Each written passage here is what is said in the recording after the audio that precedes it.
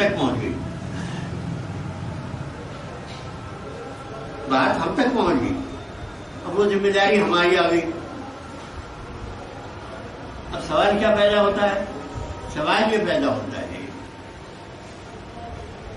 کہ یہ دعوت الخیر کیسے ہو؟ تو اس کا ترجمہ ہمارے مفسرین، ہمارے مترجمین قرآن اس کا ترجمہ یہ کرتے ہیں تم میں ایک جماعت ایسی ہونی چاہیے جو دعوت الخیر کا کام کرتی رہے۔ لیکن ایک دوسرا گروہ بھی ہے مفسرین میں، مترجمین میں، وہ اس کا ترجمہ یہ نہیں کرتا۔ اور عربی قواعد کے اعتبار سے میں اگر عربی قواعد بیان نہیں کرنا چاہتا، دونوں ترجمے صحیح ہو جاتے۔ دوسرا گروہ ترجمہ کیا کرتا ہے؟ تم کو ایک ایسی جماعت ہونی چاہیے، تم میں ایک جماعت نہیں، تم کو ایک ایسی جماعت ہونی چاہیے جو دعوت الخیر کرتی ہے۔ فرق کیا ہوا؟ فرق یہ ہوا کہ پہلے ترجمہ کے مطابق کچھ لوگوں پر ذمہ داری عائد ہو گئی، باقی کی چھٹی ہوئی، اور دوسرے ترجمہ کے مطابق سب ذمہ دار قرار پائے۔ یہ سب کی ذمہ داری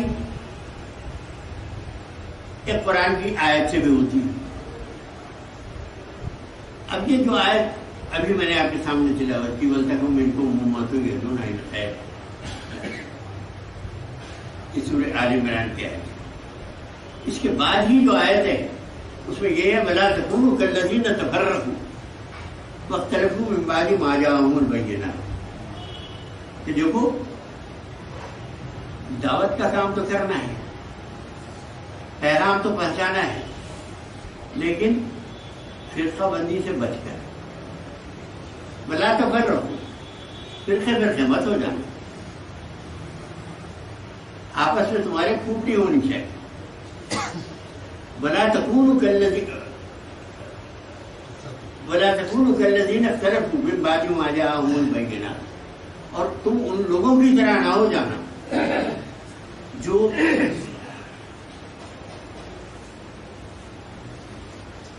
واضح دلائل آنے کے باوجود انہوں نے اختلاف کیا۔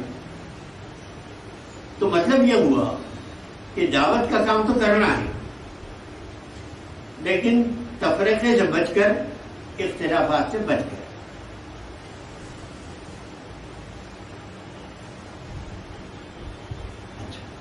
اب یہ دو آیتیں، اس کے 2-3 آیتوں کے بعد ہی فوراً یہ بات ارشاد فرمائی جا رہی ہے کنتم خیر امت اخرجت للناس۔ اب یہاں تو بات واضح ہو گئی کہ ایک گروہ نہیں، تم خیر امت اخرجت للناس۔ اب یہاں تو بات واضح ہو گئی کہ ایک گروہ نہیں بلکہ پوری امت کی ذمہ داری ہے۔ اب اگر تم اختلافات سے بچ کر، تفریقے سے بچ کر دعوت اللہ کا کام کرتے رہے، دعوت خیر کا کام کرتے رہے، تو تم مجسم خیر امت ہو جاؤ گے۔ کنتم خیر امت، اب تم بہترین امت ہو۔ اب یہ بہترین امت ہونا یہ اجر ہے اللہ تعالیٰ، اور وہ ڈیوٹی ہے۔ اب ایک مزدور کام تو نہیں کر رہا، وہ کہہ رہا ہے مجھے اجر ملنا چاہیے، مزدوری ملنی چاہیے، آپ دے دیں گے اس کو مزدوری، اس لیے کام تو نہیں کیا اس نے، کہہ رہا یہ خیر امت تو مانو، یہ خیر امت کا تاج میرے سر پر رکھا گیا ہے۔ یعنی جب تاج پہننے کا وقت آیا تو حاضر، اور جب کام کرنے کا وقت آیا تو غائب۔ یہ کہاں کا اصول ہے؟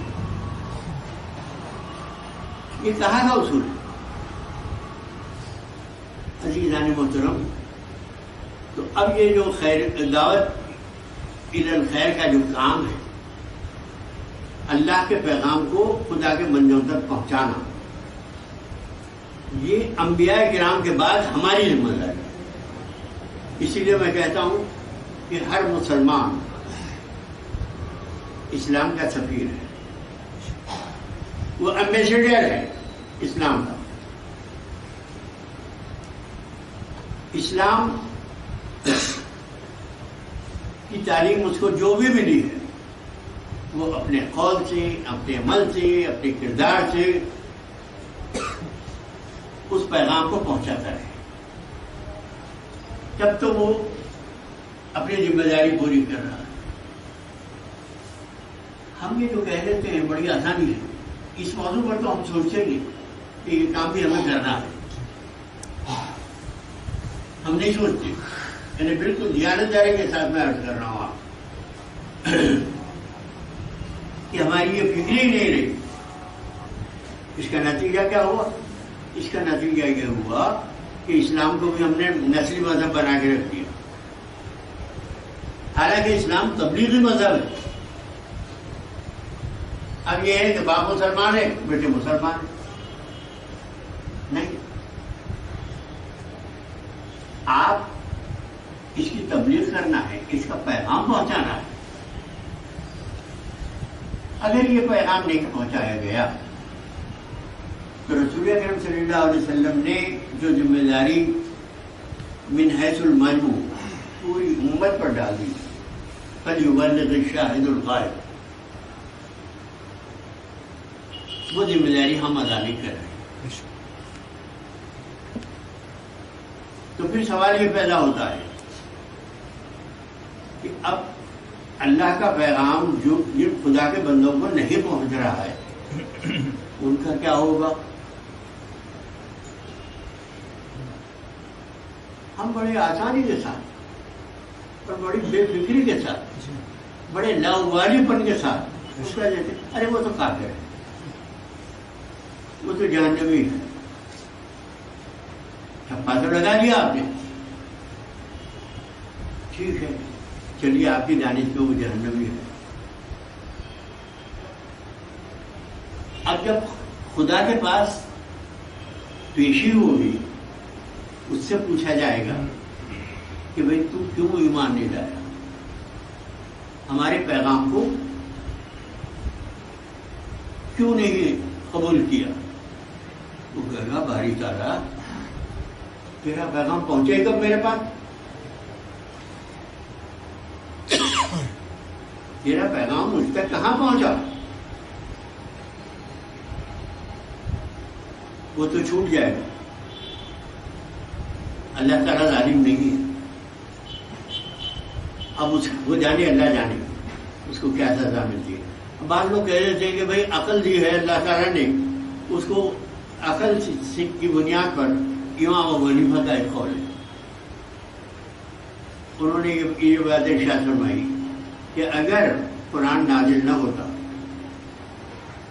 پیغمبر نہ بھی آتے، تو انسان کو جو عقل دی گئی ہے اس کی بنیاد پر اسے اللہ کی توحید کا قائل ہونا چاہیے، ہدایت کا قائل ہونا چاہیے۔ عزیزان محترم، یہاں ایک بات ہے، امام ابو حنیفہ نے یہ جو بات ارشاد فرمائی ہے اس میں عقل کی اہمیت بیان فرمائی ہے، عقل کی حقیقت نہیں بیان فرمائی ہے۔ عقل کی حقیقت یہ ہے کہ وہ متفاوت